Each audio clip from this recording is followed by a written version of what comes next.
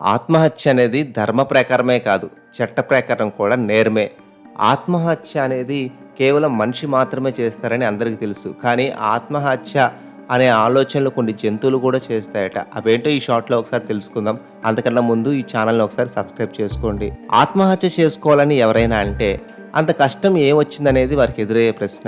నా కష్టాలు నీకేం తెలుసు అనేది అటునుంచి వచ్చే సమాధానం. అయితే మనిషే కాకుండా మనిషి అత్యంత సన్నిహితమైన జంతువుగా పేరున్న కుక్కలు కూడా ఈ జాబితాలో చేరిపోయాయి. ఒత్తిడికి తీవ్ర నిరాశకు గురైనప్పుడు కుక్కలు కూడా ఆత్మహత్య చేసుకోవాలని ఆలోచన చేస్తున్నాయట.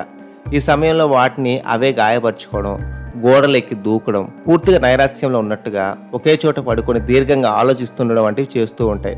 ఇక పందులు కూడా ఒత్తిడికి గురైనప్పుడు ఆత్మహత్య చేసుకుంటాయని పలు అధ్యయనాల్లో వెల్లడైంది. ఈ క్రమంలోనే అవి బలమైన గోడలను, రాళ్లను తలతో బలంగా ఢీగొట్టుకొని ఆత్మహత్య ప్రయత్నం చేస్తాయట. ఇదే క్రమంలో ఒత్తిడి, అనారోగ్యం, ఒంటరితనం వంటి సమస్యలు ఎదురైనప్పుడు ఎలుకలు, పిల్లులు కూడా ఆత్మహత్య చేసుకొని చనిపోతాయట. ఇలా భూమిపై ఉండే మనుషులు, ఇతర ప్రాణులతో పాటు నీటిలో జీవించే తిమింగలాలు, డాల్ఫిన్లు, చేపలు కూడా ఆత్మహత్య చేసుకుంటాయని ఒక అధ్యయనంలో వెల్లడైంది.